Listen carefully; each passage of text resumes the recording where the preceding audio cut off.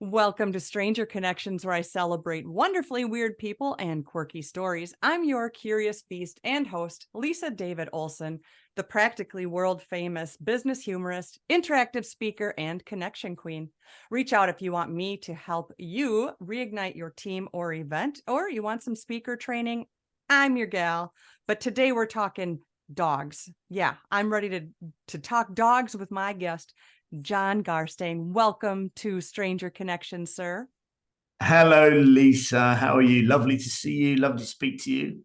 So I appreciate you being on the show because we had to jive our time schedules. So for me, it's right after the workday. For you, it's like get up in the middle of the night kind of thing. Yeah, well, I've just played I'm actually a professional musician as well, and was one of my other hats, and I've just finished a long stint of doing very late gigs. So, luckily for you, I'm still a little bit in that kind of nocturnal zone. So because you're sitting there in a kilt, am I to assume that you are playing bagpipes in this band? That's good. It's a strong assumption. No, the kilt's more of a kind of a nod and an homage to Nigel Tufnell from Spinal Tap, and also AC/DC. So, Crank it I'm up to constantly 11. yeah, I'm constantly nodding and homaging my way to try and become more like those guys. John's an homager from way back. What can we say? Exactly, an homage of the fromage. Just you quoted my favorite movie of Yeah, all it's my favorite time. as well. I have the Yeah, vinyl album and no way to play it. smell the glove. Yes, yes, that's it right. was it wasn't a glove they wanted that had a sniff. Was Believe not. me. Spoiler. It's my favorite movie. And when I was in a band, we played two of their songs. Which okay, let me guess. Sex Farm. No, it wasn't, but that's a great one. Big Bottoms. Uh-huh. Yeah, and the other one's gonna be din din din din din din. Hey, Give me girl. some money. Oh yes, of course. Don't tell me I won't. So what do you play in the band? I well, as I've just proven, I sing and play air guitar and real guitar. Wow, simultaneously? Yes, Talent. Well, I play air knee cymbals and I'm a recovering drummer. brilliant. Oh, Yes. knee cymbals are my favorite. Are you a big car drummer as well when you're driving? Oh, absolutely. You know that. Driving Yeah, is secondary to drumming. So it is. I got my priorities. Look out Yeah, under. that's the only thing that would make me take an automatic car Yeah, would be so I can drum more. exactly that. Well, I love you. You said Spinal Tap. I don't even care about the rest of the stuff, but you do work Yeah, with bollocks to dogs. dogs. There's some dog stuff. Okay, so in looking you up, it's stalking research. You empower people through animal psychology. You are a human to dog relationship coach. My dog burst through the room when she heard you. And you empower dog guardians. How much of that do I have right? Yeah, I mean that's all true. It's a strange thing because and you'll probably find this because you do quite a wide range of things. If you don't use the right terminology, then people just don't really understand what you do. So calling myself a dog trainer is just it's kind of just incorrect because I don't work with the dog very much at all. It's not like I'm a sniffer dog trainer or a guide dog trainer. I'm working with people's mindsets and trying to get them to frame their relationship in a certain way so they can get the best out of it. So you're not like the dog whisperer, that Caesar guy who you never saw picking up the dog droppings. Well, listen, I mean, we all know that it's a TV format and it's very cleverly edited for TV. I mean, if I'm going to get serious, I'd say it's quite an irresponsible show because people just think if you just go a few times, then you can just solve every dog problem, and it's irresponsible because this is it's a relationship that needs nurturing and it needs it needs time and patience, and if you look for that magic pill all the time, then you're missing the point.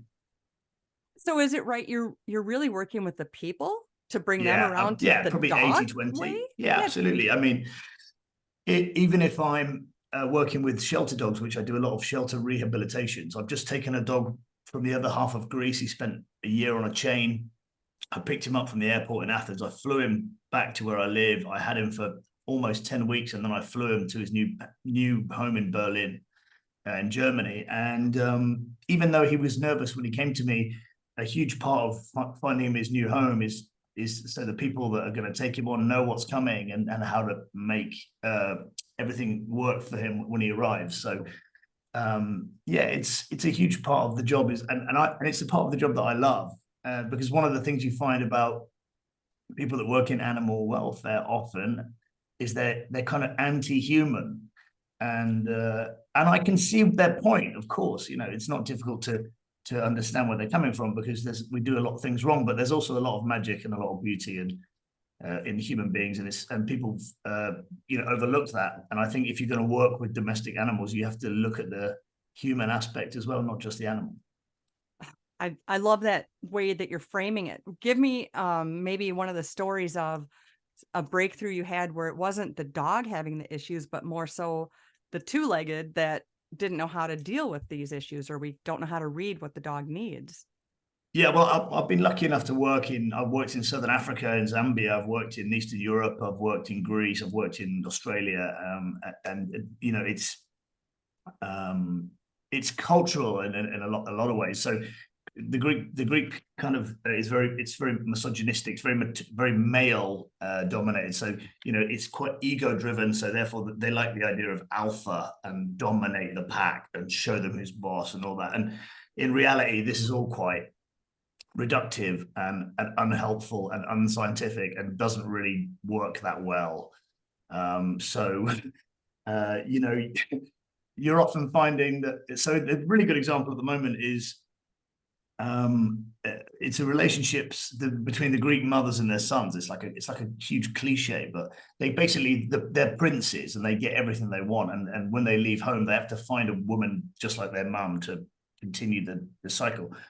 And what you find is a lot of the time is the people are anthropomorphizing. They're treating their dogs like people, and the dog is actually running the show. It's getting exactly what it wants. And it's not getting consistent signals. And so, but once you kind of explain to the people, you see that light bulb come on in their head. And I live for that moment, as I'm sure you do in your job. And they're like, oh my God, the dog has been training me the whole time. I'm like, what? And and the inconsistency and all these kind of stuff, these can be fixed on the spot pretty much just by first of all, knowing what you're doing, being objective, and then framing it in the correct way. It's so true. My one of my dogs was a Rhodesian Ridgeback, and just thought he was a tiny kitty cat, but of course he was almost like a Great Dane size. And I would throw the ball and he wouldn't get it, so I would go get it and show him, no, you have to go get it. Well, you know where I'm going. He taught me to fetch. Yes. Yeah, like, no, you drop your ball over there. Like, do you want to go get it? Nope, you go like you did before. Ridgeback. I mean, I worked with Ridgebacks in Africa, and they don't want to be doing very much. They just want to sit there looking noble and looking cool, keeping and the lions very loud out of the noises house once in a while. Yeah, they're gorgeous dogs. So gorgeous, and did not want anything to do with the water. But boy, once we hit a sand lot one day walking, he went nuts. He wanted to run through the sand, and such a cool dog, but really, really skittish. The one I got anyways, he was like, but there were no lions in our house in Wisconsin. So that proves it works. Yeah, that did work. So then has there been a time that you've worked with somebody and they just still blame the dog? I mean, what would you do with the person? I know that you're more so into, gentle approaches and empathy. And what if they're just not getting it? What do you do? Tell them maybe a dog isn't for you. We believe what we want at the end of the day. And if someone's made up their mind, I mean, sometimes I just feel like even after the first few minutes, like I'm wasting my time here. Because the problem is if you go into a home where, so an interesting thing is about 90% of the phone calls I get are from women. Because the phrases that guys can't say over here are, number one, I don't know what I'm doing. And number two, I need help.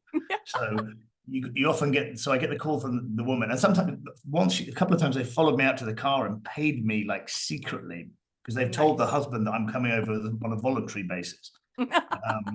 But as soon as you get in this idea, because as I'm trying to teach my son, we're defined in part by our questions rather than by our answers. And if people aren't asking me questions about my methods, then that's alarm bells go off. You know what I mean? You want people, and it's the same with, I won't give a dog up to a new home unless the people are bombarding me with questions, because it's just super important.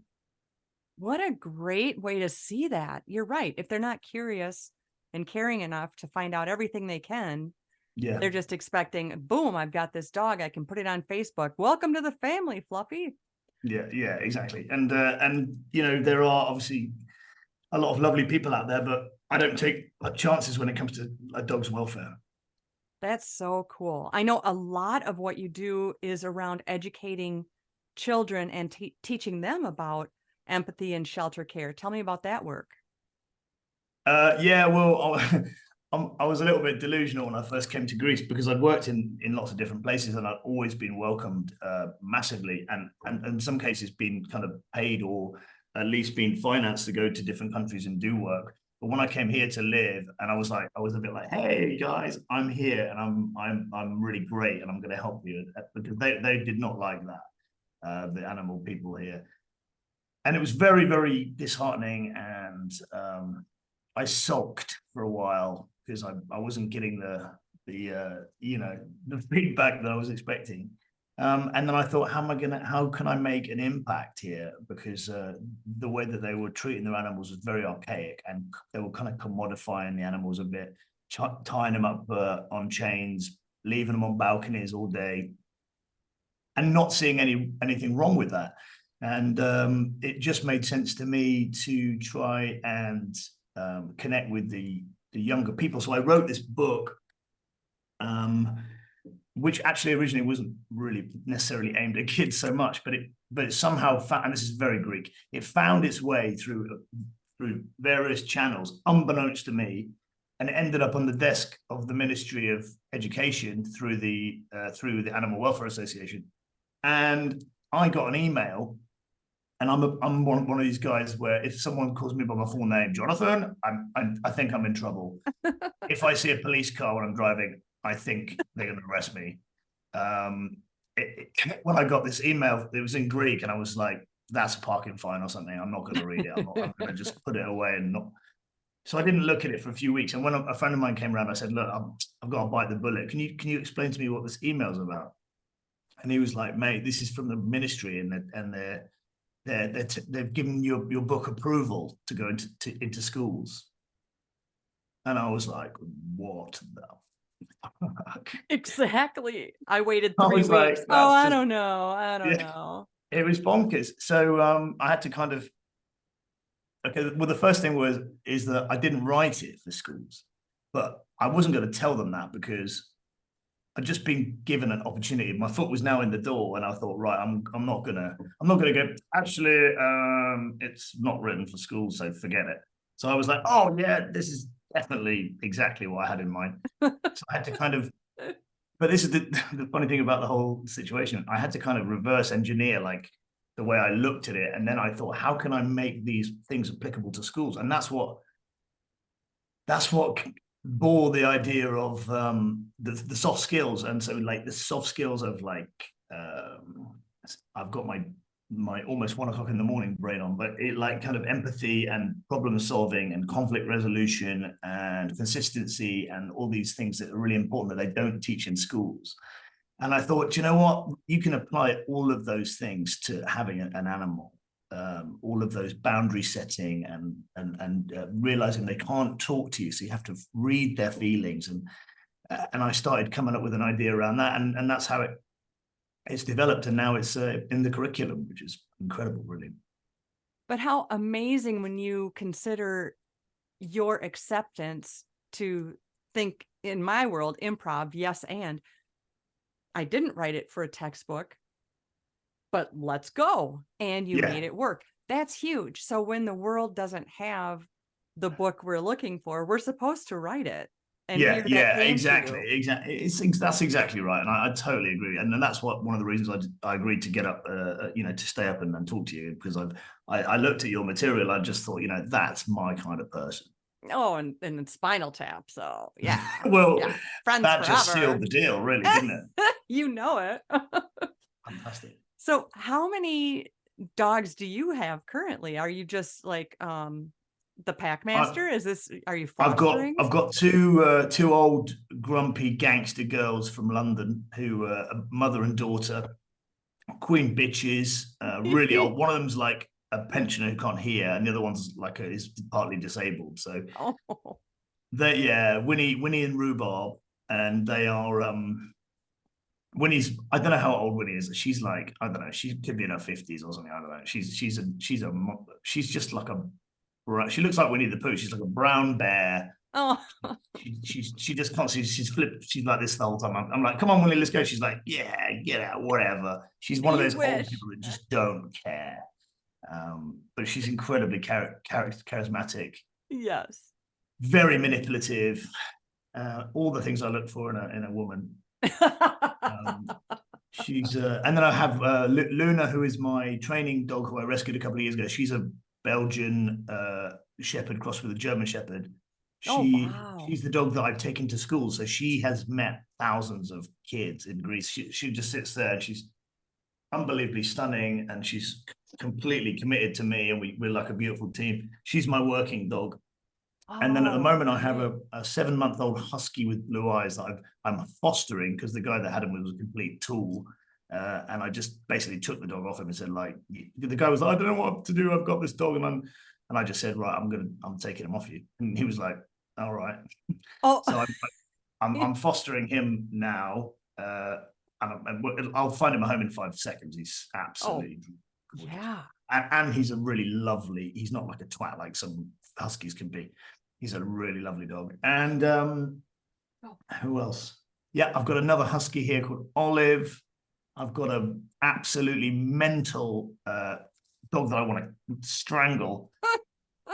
Chocolate Labrador is about a year old. He's destroyed my garden. I filled up 2 industrial-sized bin liners with stuff that he's just destroyed. He's really unbelievably cute, but I would gladly skewer him. Oh man. It's going tomorrow morning. Yes. and I'm picking up a puppy tomorrow morning who's one of my clients actually was rushed to hospital yesterday. Hopefully it's not too serious. So I'm picking up the dog to look after it while the family sort that situation out. So it's like a revolving door, basically. And my job is just to make it work. That is a lot. I don't know how you do all of that. And especially, I think I would fall in love, even when they're naughty, I would just fall in love with them. It'd be hard to give my time and efforts. You can fall in love with someone for an evening, can't you? And then not be. Hey, I'm on my 3rd husband. Did we bring that up yet? Oh, really? Oh, well done. Fair play to you. They kept getting into the garden. What can I say? I had to. You must get up very early in the morning. Who sleeps? That's brilliant. No, I love it. That's great. Well, look, yeah, no, it's a labor of love, isn't it? Yes, absolutely. Like having kids. You may not keep all of them all the time, but you have to keep working at it. That's all you can do. Yeah, I've got an amazing kid, so I'm super lucky. Oh, you got the humans too? What you got? Yeah, I've got a 9-year-old. Oh. And he goes to Greek school, and his mum's Lithuanian, so he's fluent in 3 languages. He's clever little bastard. Come on. That's crazy. Yeah, oh my gosh. Yeah, so at 9 they still believe that you know everything. That's still a cool age. He doesn't believe that at all. He knows that I know bugger all, and he thinks he knows everything. Oh, already. Okay, he's way beyond his years. He's already gone. he's terrifying. It's actually like hanging out with my grandfather, hanging out with him. It's weird. Oh, because he gets spoiled. I like it. Smart he does. kid. I think. I don't know if he gets spoiled, because me and my partner, we do communicate really well, which is key, I think, to parenting. Right. But we do. The thing is, when I made the choice to come and live here, I wanted to spend as much time as I could with him as he was growing up, because it's the old cliche, but you don't get it back. You do not get it back. That's right. So I spend just an inordinately large amount of time with him, hanging out, reading books, swimming in the sea, going for walks, taking him to different places, hanging out, drinking wine, playing chess. You know, he doesn't drink wine, but I do. Yeah. In my visual, he is. We have our days out. Yeah, he takes his Rubik's cubes and his magazines, and we play chess. And I get slowly pissed, and then my girlfriend picks me up, us up in the evening. It's great. And there you go. What is that like having a child after being able to train dogs, and then all of a sudden you're going, all right, I'll just train this little human? What have you noticed there?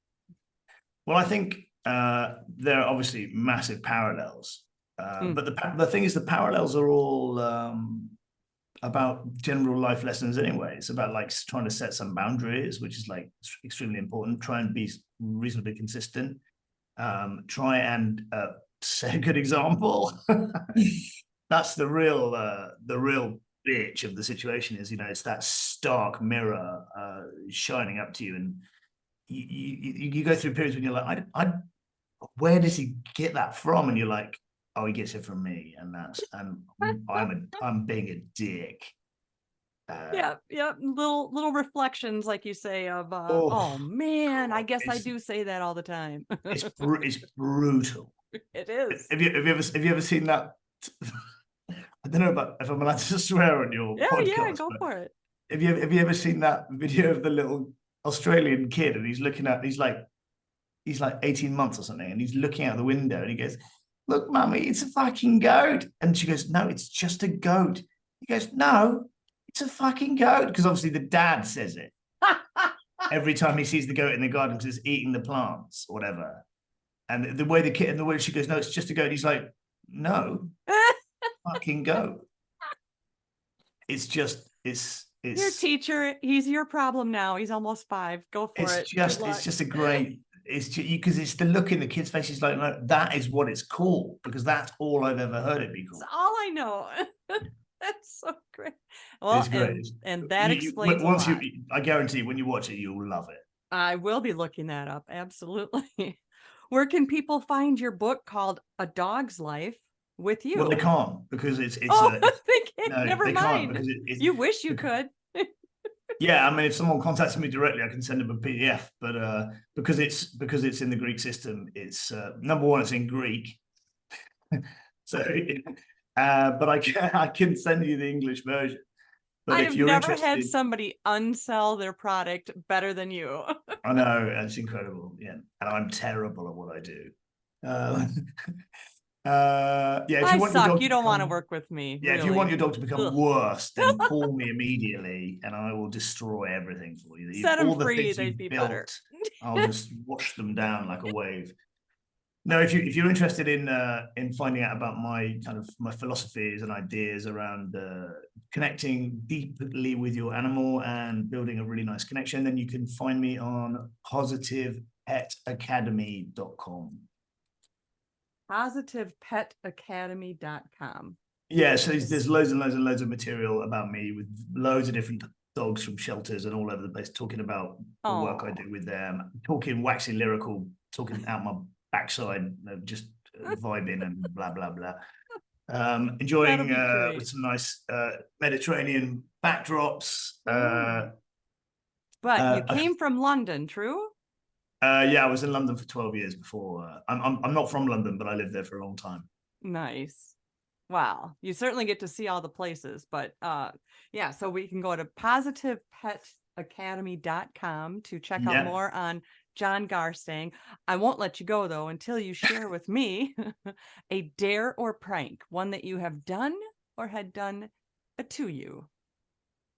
Yeah, there's something that springs to mind. So in England, we have these things called pubs, and they're communal spaces where people hang out. And it's one of the great things about being English is pubs are generally quite inclusive. So you have people from all different class systems and races and ages, and they all hang out together. It's quite nice. And then you put alcohol into the equation. You can get a few fights in there, but it's all good fun. And me and my friends, I lived in the middle of nowhere, miles from the nearest town. And me and my mates, I think we were about 16 or something. We decided we were going to go up to the pub one evening. It was snowing, and we couldn't get anywhere in the car, so we thought we'd walk. And it's about 2 miles walk up a steep hill, canopy of trees, no lights, just moonlight and snow. we went up to the pub, we had a few drinks, played some darts, did like normal stuff, messing around, got pretty hammered. And when we come back, I knew the bloke who ran the pub quite well. I said to him, "Look, can we take some bin bags so we could slide back down to my house on our asses?" And he was like, "Yeah, I've got some, but I've only got the massive industrial size ones." And I was like, "That's perfect."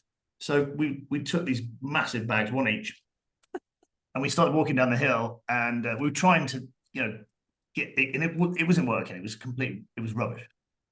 And we got about halfway down, and we're in the middle of nowhere, and we heard this car coming. You see the lights coming. And I said, "I'll tell you what would be really funny. Let's put the bags over our heads, and they come down to the floor, and we'll just stand there like three cubed black mirrored like aliens." And we did that. It was really juvenile and stupid, but people don't say no. What? You just go, okay. Yeah. Well, it's just the first thing that popped into my head. So, and the car slowed down, and the window like started to go down, and then we heard this like scream from inside the car, and it just screeched away into the distance. And obviously, by the time we'd taken our and you could breathe in the there. car was long gone. But I just always think about what those guys must have thought, and if they ever told people, and if there's still a story around about those. Right. That person showed up at home. Aliens. Yeah. Like their hair was white and they never drove that road again. And I mean, I don't know what happened to them. I'm maybe a film will come on about one day, and I can contact them and try and get some payment from it. I don't know. Yeah. But knowing me, I'm probably you wouldn't. You're not good at that. You don't do the marketing. No, I need to get you around for a consultation, Lisa. Absolutely, you do. I'm here for you. I tried to sell your book. Forget it. You'd be the ultimate manager, wouldn't you? I think so. Hustling. You'd be like Bobby Fleck. No, you wouldn't be like Janine. You'd be like Bobby Fleckman. Bobby Fleckman. My persona for selling is Bev. Bev has a smoker's voice, and Bev's my agent. So Bev gets me a lot of gigs. What can I say? Yeah. You should never be your own agent. It's more impressive. I really like that, actually, like an alter ego. Exactly. Yeah. You can take that idea. Yeah. Yeah. Yeah, it's true. I'm just, I don't know what's wrong with me, but I think it's just I don't really care that much because I don't really want for much. You do need to care. That's step one is care. Give a crap. Yeah. So that's the big one to overcome. Yeah, no, because I'm quite a simple guy. I like to eat well. I like to be outdoors. I like to be surrounded by interesting people. I love to read. I love to walk. I'm quite kind of, when I'm not rocking out and playing music and stuff like that, I'm quite boring. Where can we see your music? Well, do you know, you're going to love this because the band name is a Spinal Tap reference as well. Go on. Yeah. Okay, so there's a scene in Spinal Tap when they're asking Nigel about and David about what bands they used to be in, and that's when they're talking about the originals and the new originals and that, and he goes, "And I was in Lovely Lads," so we're called Some Lovely Lads, which is there you go. So bad. Some Lovely Lads. Our band was the Wandering Minstrel Cramps. Nice, like it. That's it. You think you're going somewhere, and then right at the end there's a sting in the tail. Twist. It is, love it. No, yeah, Some Lovely Lads. We and also I also recorded co-wrote a song for the Dogs of Greece with 2 Greek artists, and we recorded that as well. That's pretty mental. So that I'm singing on that as well. I'm singing in the English part, and they're doing the Greek parts. Which is quite cool because we did it during lockdown, and there was no studios open, so we were like just recording in this weird manner, the most weird manner we could, but we managed to get the thing made and made a little music video as well. So that's on YouTube as well. Maybe I'll be looking for that. Yeah, I think if you go on Instagram and YouTube, you can find it's Positive Pet Project. Got it. Positive and you can. The song is called Underdog. Oh, look how that goes together. Okay. Yeah, and the Instagram has got quite a lot of videos and of some of the shelter work I've done. The dog I recently rehomed in Berlin, and some nice little stories on there as well. Oh, okay. We will do that on Instagram and YouTube. Check out Positive Pet Project starring Jon Garstang. So check out his work. And if you want to read his book, you're going to have to check into a classroom in Greece. Am I right? Yeah, that's right. Yeah, just be careful if you do that because you might get arrested. Hey, And that's true with yeah, any day. or just if you, for all you Americans listening, get your ass over to Europe and come and see some old stuff. Wow, you're writing billboards now. Whoa. Yeah, because they're not about me. Well, there's that. I am honored to have chatted with you, Jon Garstang, and remember that we can only be strangers once, and I invite you to stay weird. I love that. Oh, I definitely will.